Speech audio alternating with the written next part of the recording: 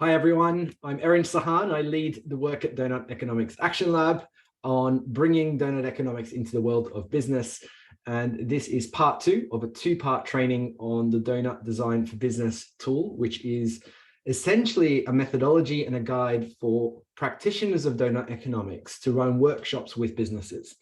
The tool can be used with individual companies, it can be used with multiple companies, it can be used with an individual who's founding a business or a leader. What's critical is that it's used with individuals in the business world who are engaged with more transformative ideas, are happy to engage with their own deep design, their own structures, and I'll be going through that in the next 35, 40 minutes or so, and are also very much up for thinking about a different economic future, one that is regenerative and distributive by design.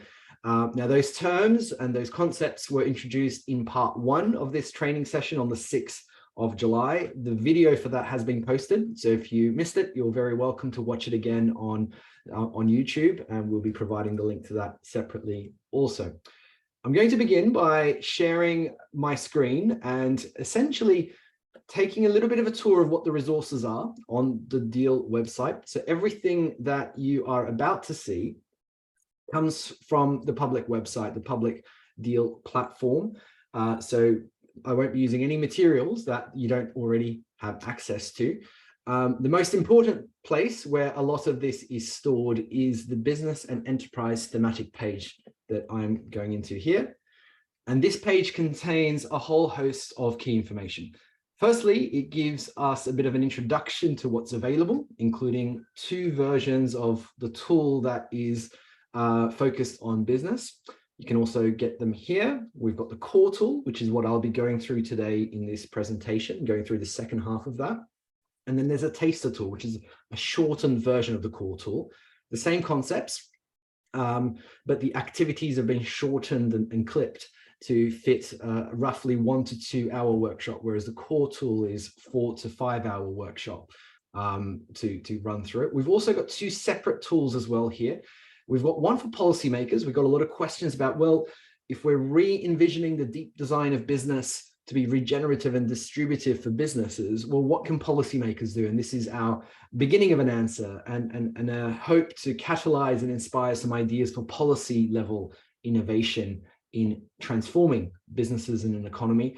We also have a tool for those involved in business education. There are a lot of people in business schools and other institutions of business education really engaged with Doughnut Economics. And this is a very short 2-pager that gives a bit of guidance on what that could look like to integrate Doughnut Economics into business education. So two slightly different forums and audiences, but still in relation to Doughnut Economics and business.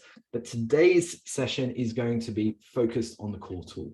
Now, on this page, we also have the DEAL policy for businesses on how the concepts and ideas of Doughnut Economics can engage with the world of business. And I invite you to take a look through that list. And there's a bit of an explanation of different guidance and policies that we have here.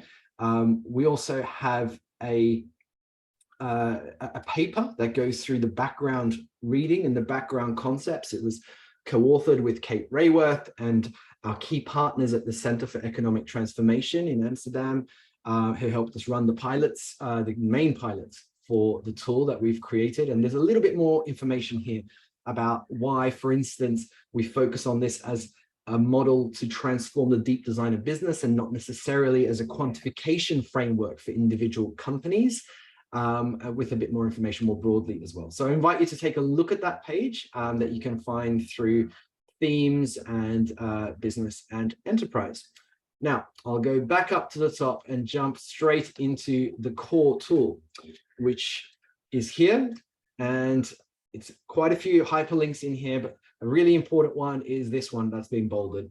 Now, the tool is essentially a set of slides that are available as a Google slide deck or in PDF format.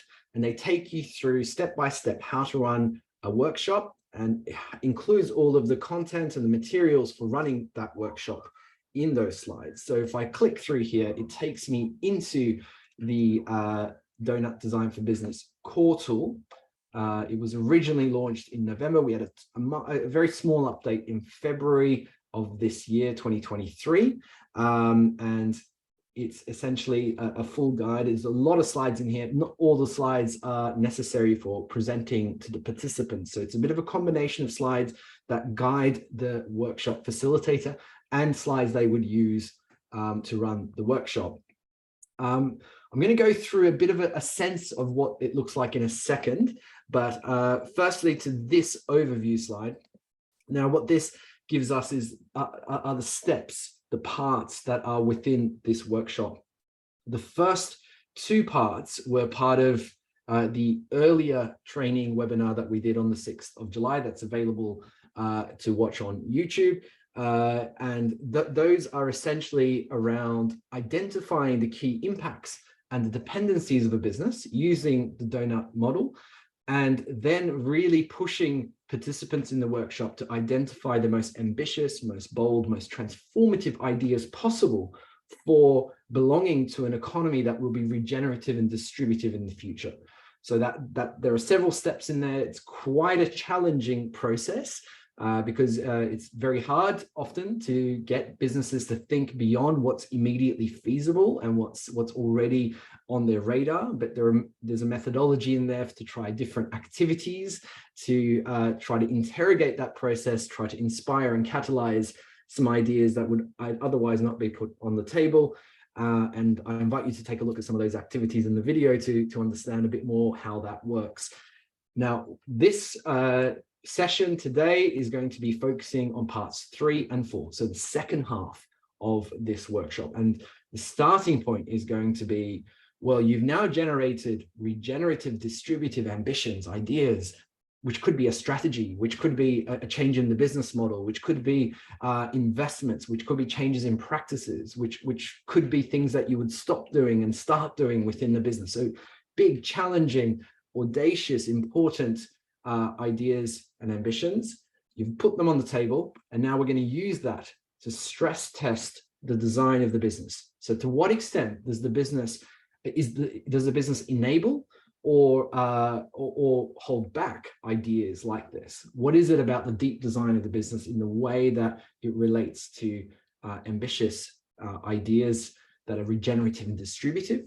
So it's going to be really important that at this point, so we're halfway through the workshop, and at this point, some quite challenging and sometimes even confronting ideas are on the table, not as a to-do list for the businesses, but as a way to start thinking bigger and bolder and a way to stress test the deep design of business. So we're going to go through parts 3 and 4. Part 3 is going to be about looking at the current design of the business and how it relates and enables and holds back these ideas. And then part 4 is going to be, well, what might be a redesign of elements and layers of the deep design of business that would enable it to pursue these kinds of ideas. Now, this workshop is roughly 4 to 5 hours, and it could be stretched out to 6 or 7 quite easily, with lengthened periods for discussion for the various activities. But what's important is it doesn't contain a very detailed sense of how to implement these things. It's not an implementation plan, so to speak, for the ideas that are generated. So say, for instance, that the business participants have identified, changes in their product design, or changes in their supply chain, or changes in the clients that they provide services for. Well, the transition into that isn't something that is explored in any detail in this. Similarly, with the changes in the enterprise design, we're going to land at a place where there are some suggestions for next steps and ways that it could begin to be implemented, those changes in enterprise design, but it's not a detailed implementation plan. Other methodologies would be needed to create those plans and strategies for taking forward the changes in enterprise design. So those are complementary things that would be needed, but what the journey is essentially helping to create a vision and the beginnings of what an implementation would lean into and would begin with in terms of taking forward a transformation in the deep design of business. So there are a number of things across this tool. There's information on what the tool contains and who should run them. these workshops. There's some important do's and don'ts here as well to highlight. For instance, to use the entirety of the tool. If there is a time limitation, that's why we've created the taster tool, which allows people to do this in 1 to 2 hours. But the sequencing is quite important to the integrity of the concepts, and all of the steps are here to make sure that they lead to something ambitious and transformative, and uphold the integrity and ambition of donut economics.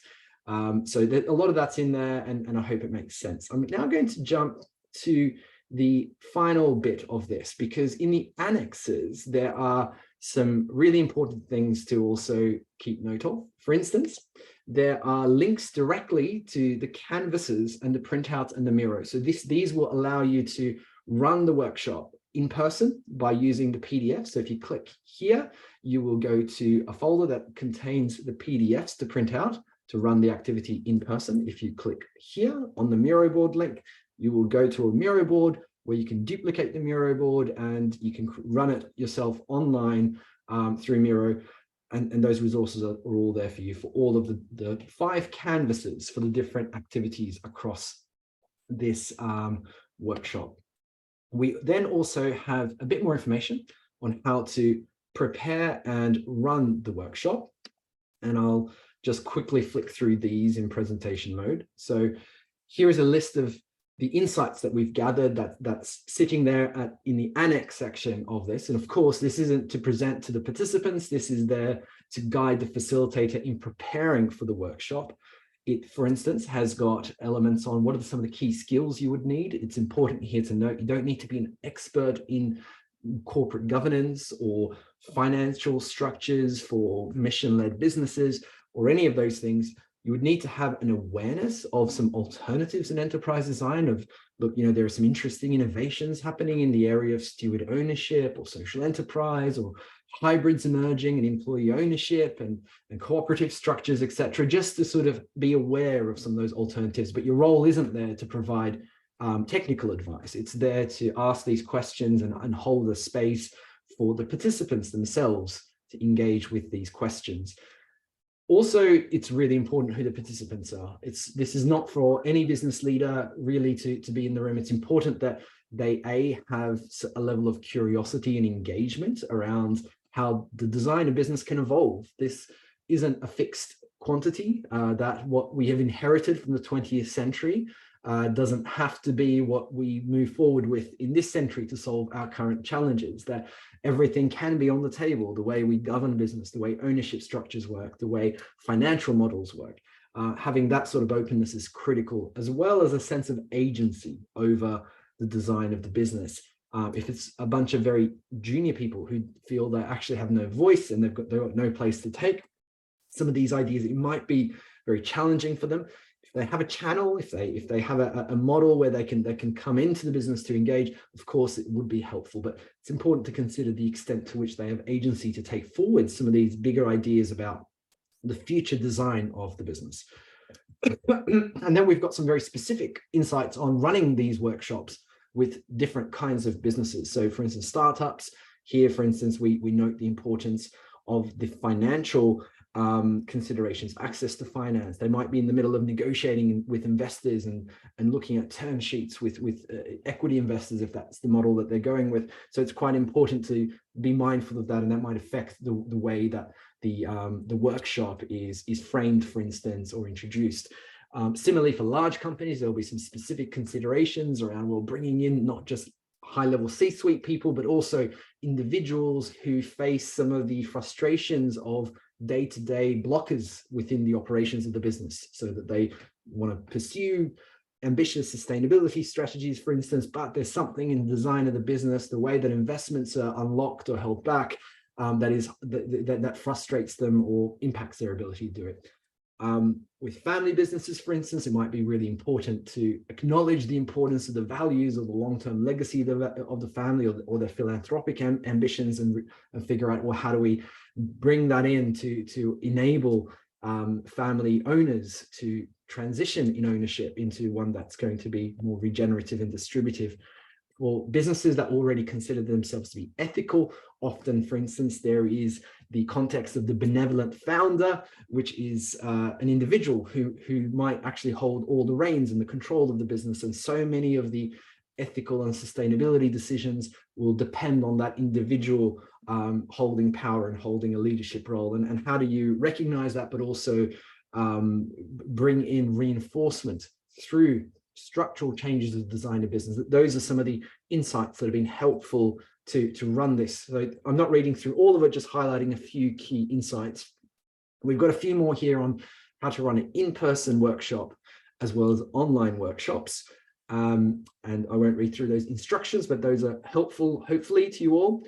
And we end with a sample workshop plan. So this is an example of what it would look like to run a 5-hour workshop, where you've got some ample time for each of the parts, for the activities to be introduced, for the content to be introduced, and for activities to be run and discussions to be had, either in pairs or in groups for different activities. So there are different options here for different kinds of activities, and a lot of those instructions are peppered throughout the tool itself. We've got elements of the common questions we get here as well. For instance, what's the role of legal forms or certifications? And we've got some, examples of answers that hopefully help clarify this. And then lastly, we've got some insights on how to share back. And it's really critical that we ask those that are running this with businesses, with communities of businesses, to also share back into the community of practice that is accumulating on the Doughnut Economics Action Lab platform. So there's also a bit of guidance here on how to write case studies of the businesses and profile them on the DEAL website, and also guidance on how businesses that participate in this can communicate publicly around how they publicly associate with Doughnut Economics. I'm just going to jump now back to the DEAL website to show one more thing before I go into the content of the tool. So here in the DEAL community section, there is an organizations in action page. Now, this is where all of the different consultancies, business networks, impact hubs, business incubators, various organizations that are using these tools with clients. This is where they're listed. So there's quite a few of them now that have filled out a public declaration form to demonstrate that they are values aligned with Doughnut Economics principles. And so many of them are now using it with businesses around the world to run workshops directly. You might already be listed here, and if you're not, and you're from such an organization, or if you're an individual as a consultant that wants to use this, we ask you to submit an application so that we can make sure that those using our tools, which are in the Creative Commons, are also ones that are going to be values aligned with DEAL. For very large consultancies and organizations, over 50 million euro turnover, for instance, we ask that they have some form of either a non-profit or a mission-led legal form. So they're registered through a different sort of corporate entity form that's regulated to be mission-led or non-profit. But there's more details here, and the public declaration form is here. For smaller organizations, that is not a requirement. We just ask for the track record and elements of the business's own design to reflect some of these ideas in a meaningful way. So going now back to the tool itself, I'm going to jump straight to part 3, which is somewhere here, and I will present through the concepts and ideas that you will be using in these workshops. So each section, each part of this tool starts with a page that looks like this. It includes links to introductory materials, canvases, and further reading. These are all for the facilitators. We don't expect the participants to have read through or watched any of these. These initial slides and links are in particular for you as a facilitator. It all includes a link to the intro to the redesigning business through Doughnut Economics video. Now, this is important because it allows you to make a choice between if you want to present the content and concepts that I'm about to flick through, you can do it yourself, or you can play this video. So the video exists as a backup or an alternative to you presenting the content yourself.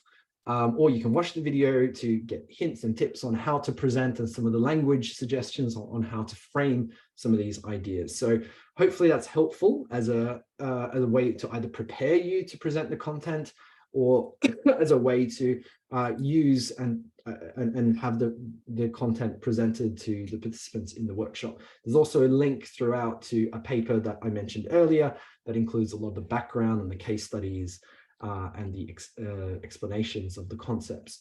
It includes the links to the canvases directly. So I showed you at the bottom earlier in the annexes, there are links to the canvases. We've also put the direct links here. So for this section, you will be using Canvas 3, which is the current business design canvas. And you can do it through the print version or the Miro board version. And just to give some level of inspiration, we also provide some links here to relevant reading that is helpful for this section. Here we're talking about business design and trying to invite people into a process of exploring ways business design matters and impacts decisions of a company and what's possible for it. And here we give, for instance, links to steward ownership, community ownership, post-growth entrepreneurship, and financial structures that can be so critical in enabling and holding back different kinds of enterprise designs. But of course, there are so many others. There's platform cooperatives. There are hybrids emerging that bring together employee ownership and family business ownership. And of course, there are various forms of community and worker ownership models that have emerged, as well as various mission-led models as well across the social enterprise space and beyond. So all of these are just inspirations. And what we ask you to frame this as is we're not going for an off-the-shelf solution per se. We're asking people here to engage with enterprise design and think through how they might need to tweak their own design in order to pursue the kind of ideas that they themselves are identifying as necessary to belong to a regenerative and distributive future economy and industry. So once we give that sort of opening framing, we immediately jump into why we think it's absolutely critical for businesses to engage with enterprise design. And we provide some very tangible ways that enterprise design impacts some rigid financial parameters that then holds back what's possible for businesses. And these are all real world examples of business leaders we've engaged with. And there are many, many more beyond this who have given us examples like this, where the rigidity of profit margins or the inability to unlock internal investment have held back regenerative and distributive strategies and business models and opportunities that they otherwise would want to pursue. And we invite people to reflect on this. We then move into ideas around, well, how do we design businesses then? Why have we designed them in a way that's held it back? Well, first we note that we propose that actually what's happened is we've created businesses that must maximize margins and dividends, and then only do regenerative and distributive strategies where it's in service of maximum margins and dividends. And that instead we can think through a redesign of business to unlock regenerative and distributive possibilities. We then also acknowledge here the importance of other levers of transforming business. And this is important because for many in the room, many participants, they're going to come in realizing that, look, it's not just what I do as a business. I'm within a broader ecosystem. So public pressure is going to be important here. Regulation is going to be critical. Collective action by workers, communities, consumers, farmers is going to be important, or investors is going to be important. But also we're going to need enlightened leadership. And also we're going to need better metrics and more ambitious target setting. And we're going to need to make a more effective business case for why this business needs to go in a particular direction. And we acknowledge all of these. We acknowledge that these are really important levers for change that we sit alongside. But for Doughnut Economics, it's about reinforcing these and driving further ambition through transforming the deep design of business. So we want to make very clear here, this isn't a workshop on how to become a more enlightened leader, or how to set more ambitious targets, or how to make the business case, or even how to achieve better regulation and have a level playing field in an industry on sustainability issues. It's about thinking through how we can transform initially ourselves as a business to unlock the most ambitious version of ourselves, as well as do all these other things in the world out there.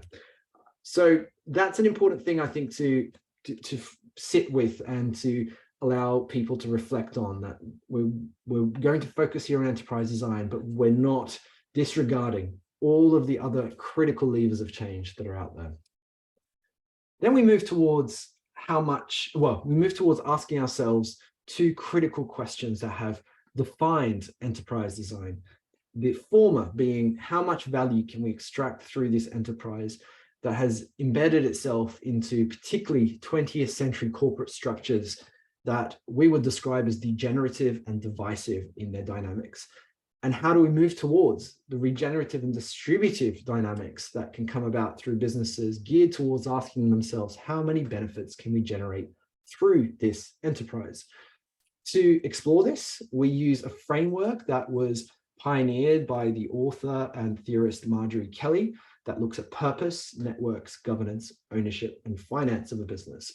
5 key layers of design that allow us to ask questions around, well, how have we structured and designed the DNA of this business and the way it impacts what's possible and what's not for decision makers and everyone engaged with this business. So this framework is going to be central: purpose, networks, governance, ownership, and finance. I'm about to sort of give a bit of a description of each of those design layers, but I want to say from the outset that you will often have people in the room who rightly say, look, there's a huge amount of overlap between these things. I mean, the governance of a business is often determined by the ownership model, which can determine what purpose it can truly pursue. And all of that is absolutely true. There is huge amounts of overlap. And as George Box once said, all models are wrong, but some are useful. And we like to sort of propose this as a form, as a framework to follow and to stick with in order to go into the different elements of the design of business. And of course, there would be many alternative ways to also slice and dice what it means to design a business. But we found this a useful one that we piloted with over 300 companies across about a year's work of pilots around the world. And we found it was helpful. There is a bit of repetition between them, a bit of overlap, but that itself can also be helpful. So I'm not going to go through each of the details of these layers of design. It can be found firstly in the paper that you can access through the tool website, but it's also available, the description is available in the video, introductory video that we made that you can use to prepare for this in terms of presenting the content, or use to present the content directly to your participants. But each of the layers of design have got 2 different and separate slides to them. So they start with this slide that gives a bit of a contrast, that begins on the left-hand side with some key questions that underpin this business. So why does this business even exist? And how does the purpose go beyond words, but is manifested, for instance, in the operations or the products and services? So some important central questions. It then gives a sense of an example where, for instance, fast fashion can lock in what's possible for a business in terms of its purpose, because everything has to be made as cheaply and quickly as possible and sold as much as possible. And that being an incredibly limiting factor because of the business model itself. And then we move towards, what would a purpose-driven business look like? And here we invite participants to consider, well, let's go into the mission statement, but beyond the mission statement. Let's look at the products and services, the operations and supply chain, the disruptive innovations the business is pursuing in different guises. And here it's very much about getting people to think beyond just words and thinking of purpose as something that critically drives the central strategies of the business.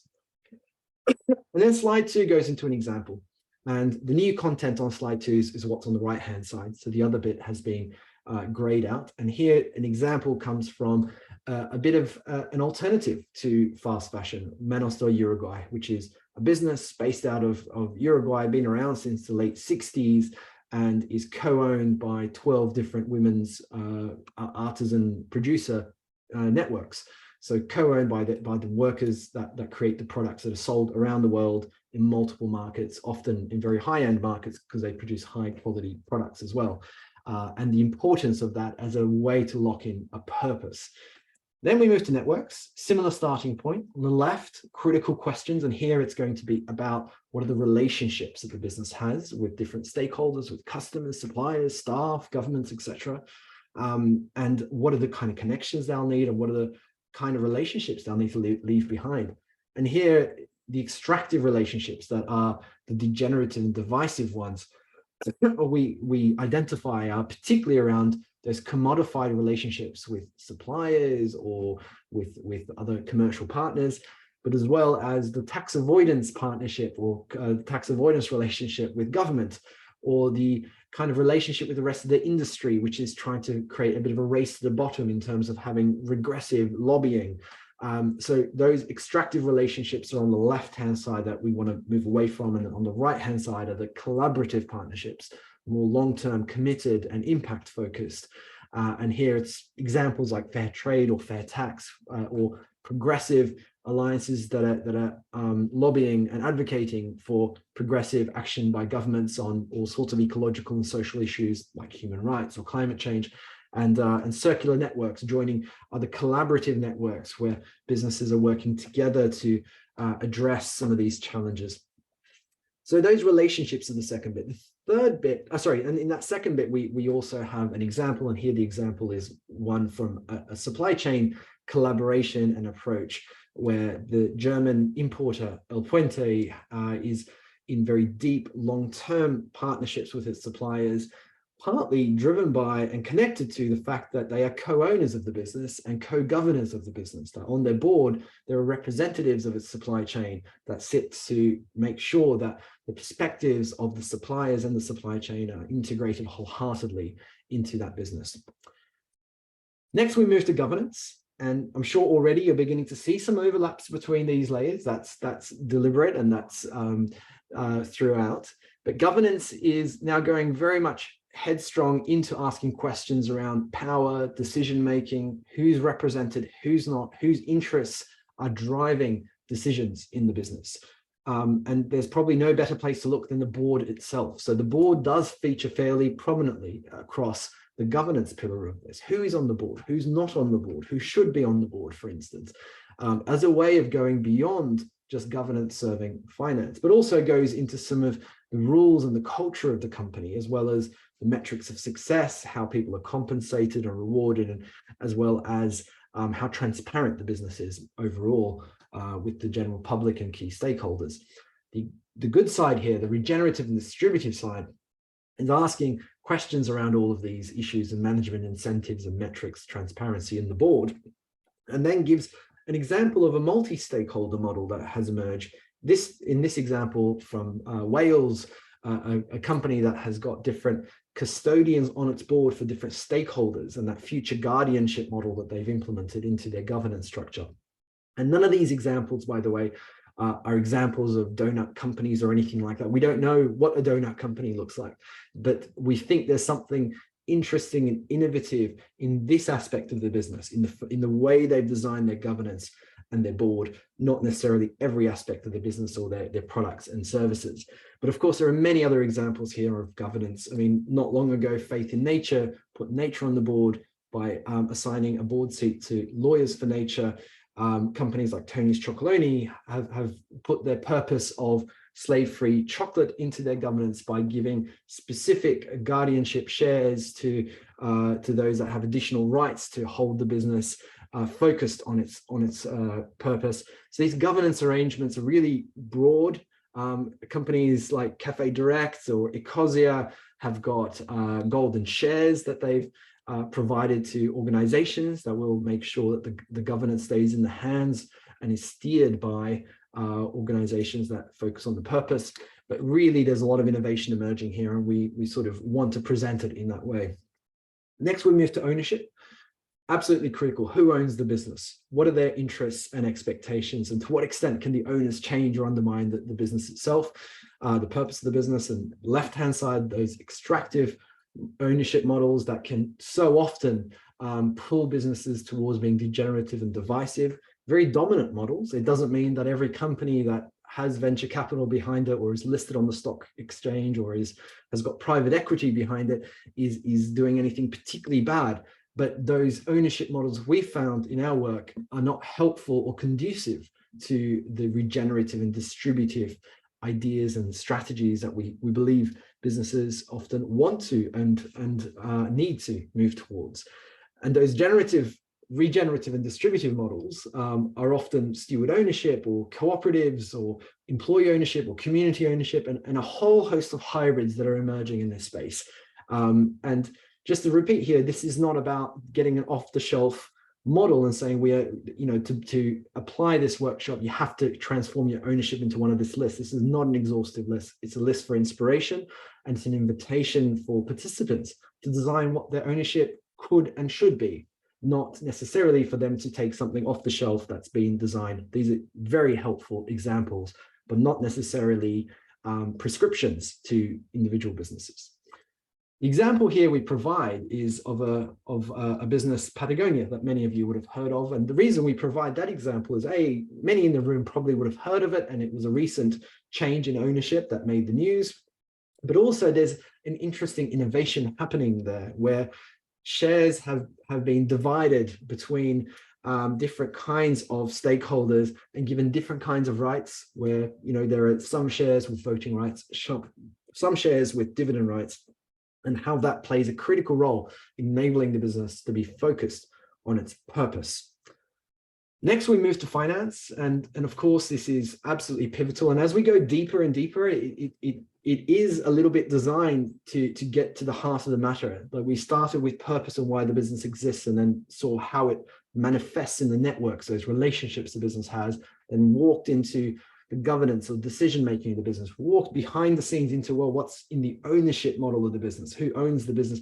Now we're in finance. So what does finance demand, and where does it come from into the business? So here we're, of course, looking at finance from owners and equity, but also debt finance and other hybrid models that may be a part of the financing mix of the business, but also how that finance manifests into decisions. What are the margin expectations, and how does that limit or enable businesses to pursue certain strategies? What are the dividend expectations, and how does that enable or hold back reinvestment into the ideas within the business? And what's a fair return for investors? And has that been discussed? Have exits been discussed, for instance, for owners of the business, if that is on the table at some point? So all of these are the kind of ideas that we put on the table, and we give the example here of a business where there was, within a component of the body shop, there was some additional financial flexibility and broader sense of financial value that enabled quite an ambitious partnership to emerge with a social enterprise working in India. So those are the 5 layers of enterprise design. Once we've gone through that, we throw this up because the question of legal forms often comes up as an important one. It's one where we feel that some people might be sidetracked to think this is all about changing the legal form or re-registering from one kind of form to another. If you're in the US, to go from a C corporation to a benefit corporation, or to in other countries to be registered as an asset-locked social enterprise. But this is not necessarily the direction that we're pushing anybody, where we're sort of saying legal form is one element of your design, but there are so many things you can redesign within existing legal form that you might be registered in as well. So just to sort of open the scope of this is not about transitioning from one legal form to another necessarily. It might be, but in most cases, in my experience, it hasn't been the key focus of the workshop outputs. It's been focused more on what can be done and tweaked and redesigned within existing legal forms in terms of the design of a business. We then end with this in order to make the final case for why enterprise design is where we are focusing and where we are inviting people to experiment. And of course, it's about aligning the business internally. It's about enabling partnerships, about channeling investment. It's about locking in the legacy and the mission, but also, most importantly, about becoming regenerative and distributive by design. So once that content's been presented, and you can choose to present it yourself, you can choose to use the video that we've provided a link to throughout this tool, we then invite people to do this activity. We invite them to open up the PDF that they have in front of them, or the the Miro board if they're online and say, you've got two big questions facing you. When you put the biggest ideas on the table that you've generated in earlier parts of this workshop, and you consider them, which aspects of your enterprise design still block these transformative ideas, and which aspects can unlock such transformative ideas. And this is why it's so important in the earlier parts that we presented in part one of this training webinar, to have come out of that with some very big, challenging ideas that are going beyond what is feasible and viable today, go beyond what the business is already proud of doing or proud of considering or planning to do, but really going into stretching into far more exciting, radical, challenging, and confronting models of transformation, because those are the ideas that are going to help us test the deep design of business. So they're looking back at the activity, and that's the activity on the left that they did in part 2 of this workshop. And they take 3 of those ideas, they throw them on the top, and through that, they're going to now ask those key questions. So once they put those 3 ideas on the top, we then have this set of questions. There's a lot of detail in this slide. It's definitely worth the facilitators having read this and be ready to maybe highlight a handful of these questions that resonate most with you and you feel will resonate with the group that you're facilitating. But we found them to be really useful. So for instance, in governance, asking, so which stakeholders do or don't have a say in key decisions? And really asking that question, letting people hold the difficulty of answering that question, because often key stakeholders aren't represented. They're considered by people, but they're not represented or a part of the key decisions.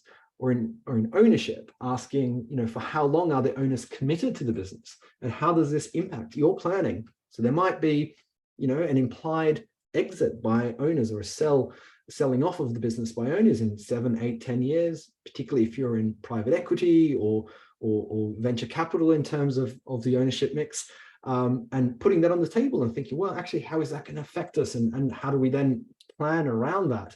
Or how do dividends and exit expectations enable or hinder the ability of the business to pursue transformative ideas? So there are some difficult questions here, but they help draw in the participants into some of these areas of enterprise design and help bring a bit more meat underneath each of the layers of design of purpose, networks, governance, ownership, and finance. And one of the reasons we put this slide here just before we put the deep design model is that in many workshops, I might leave this actually on, if we're doing it in person, I might leave it on the slide deck while people are filling out their canvases, and they can refer to this, or we might print it out and put it next to the participants so that they can refer to these questions as a way to guide them as they complete the canvas. So this is what the canvas will look like.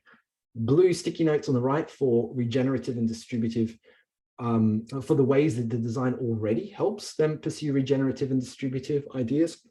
Reds on the left for the barriers that the design creates. And the yellow ones on the top are the ones from the earlier activity that they've selected, 3 of the most challenging, transformative, and ambitious ideas that they already created as a bit of a North Star for, if we're aiming here, how does the design of our business engage with these sorts of proposals? So we've got examples running throughout this workshop tool, one for a consumer goods company, one for a professional services company. This is the example from the consumer goods company, where they've put 3 of their biggest ideas from the earlier activity on the top, for instance, factories that sequester carbon, or paying all suppliers enough so that they enable their own workers to earn beyond a living wage. Some challenging ideas, somewhat practical, but also somewhat difficult.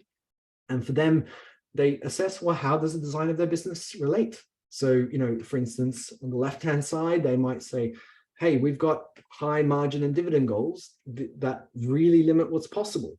But on the right-hand side, for the same thing for finance, that they might say, well, at least actually we do have a way of actively supporting these investments. We do work hard to identify high return and high impact projects, and that is a priority for our CFO. Or they might say for governance, hey, we actually have a management and board requirement to do impact reporting alongside financial, and they care about this. They do want to see what impact we're having.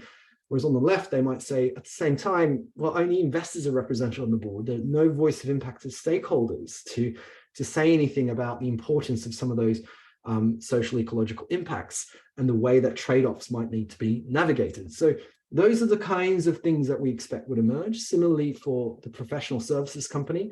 So these examples run straight through all of the 4 parts of the core workshop tool, and hopefully they're building on each other.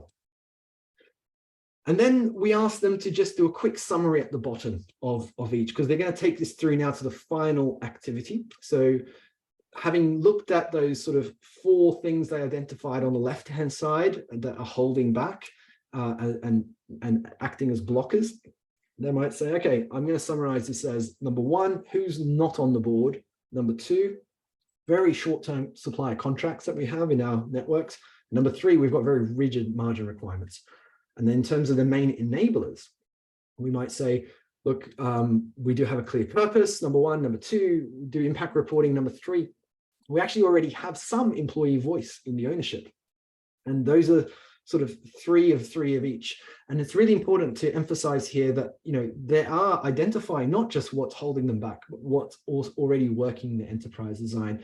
It helps them engage with what's possible and not just sort of point fingers at what's missing.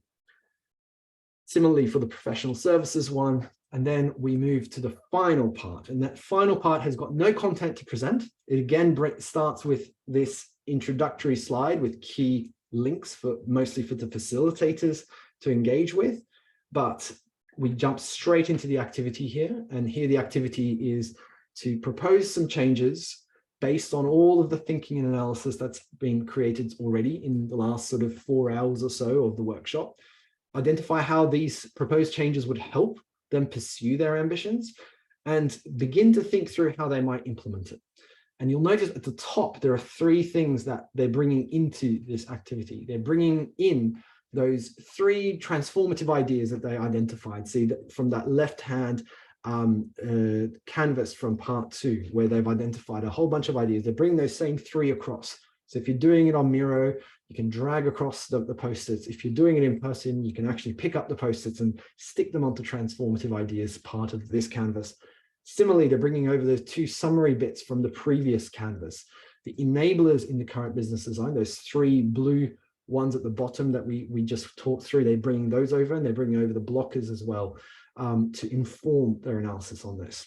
So the example, before jumping into the example, you would again talk through, here are some useful questions for you to consider in thinking through how the design of your business can evolve.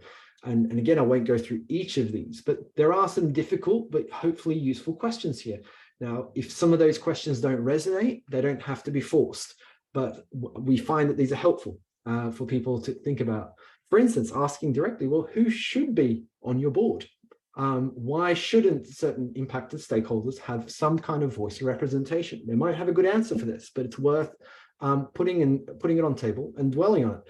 Should there be a cap on dividends, given that a lot of the ideas are going to require investment, and there is a competition between where all of the profits should go to fund increases in dividends or increases in investment into ecological and social goals? Should there be a cap on dividends? Like, you know, these are difficult questions, but important ones to throw up. So we're very much encouraging you to use these to capitalize. But again, we ask you to prepare this as a part of your own facilitation and to think through how you might bring these in and use them in the workshop. So then we're going to end up populating it like this. And the example for the consumer goods company, again, the 3 big ideas on the top, the 3 enablers in blue at the top, and the 3 blockers of the current design again on the top. And proposed changes they identify in this scenario is, for instance, a long-term commitment with prices in their supply chain to enable a cost of sustainable production to be met. They talk about employees and main suppliers can be represented on the board, and actually the margin and capital investment requirements might be nudged, might be flexible or lower for some of the biggest social and ecological ideas. They then identify how this helps and then think through how it can be implemented. And this is the beginning of thinking about the implementation plan, but it's not an implementation plan. It doesn't go into that level of detail by any stretch. But for instance, with the board seat, they might think, well, let's begin with observer seats, and let's do it as a bit of an experiment where we have 2 observer seats, one observer seat for an employee representative that's maybe elected or nominated by the union or the workers committee, and let's have a board seat for, I'll say, 5 most important strategic suppliers, and that can rotate among them as and they join certain board meetings, and those observer seats can be turned into voting seats longer term. But hey, let's begin with that. So it's an important way to take some of those proposed changes that can be very challenging and think through how they might be implemented in the business, and how that you could start a journey towards that. But the implementation plan would need to follow. There'll be blockers, there'll be allies, there'll be issues and challenges with pursuing some of these ideas that haven't been identified in this workshop, and there would need to be an additional process to think through those. Similarly for the professional services company, and then we finalize with telling the story of the donut. So everything that's happened through the course of this workshop, starting with the rapid donut mapping that happened covered in part 1 of this training webinar, and the ambitious transformative ideas that we've identified again in the first recording of this training webinar, all the way through to the changes in the deep design of business that we identified through this workshop. And we asked people to reflect on the story and ask 3 questions of why. Why does the business need to pursue this sort of donut, and what, based on the main focuses of the business, how they would need to do this. So how to achieve this in terms of regenerative and distributive ideas, and the what, and what would be the proposed changes to enable and unlock these ideas. And there's a wrap up, and again, it ends with the canvases and printouts, etc., and annexes that I showed earlier. Now, the final thing I will just note is that there are translations of this also available. So if you go to the theme of business and enterprise theme and go to the core tool, you will find in here the translations bit, and they're available in French, German, Portuguese, and Spanish. And they're of the version 1, so slightly different to what I just presented, but more or less identical. The paper is also available in those languages to share with the participants or to use yourself. So those are the main things. I invite you all to register on the Doughnut Economics Action Lab's Organizations in Action page to use this with clients. We don't require a fee. This is a part of a community of practice that we want to foster, but we also want to make sure only values-aligned organizations are doing this in a very decentered way. And we ask people to submit an application in order to be listed here among the many organizations that are helping us bring donut economics into action in the world of business.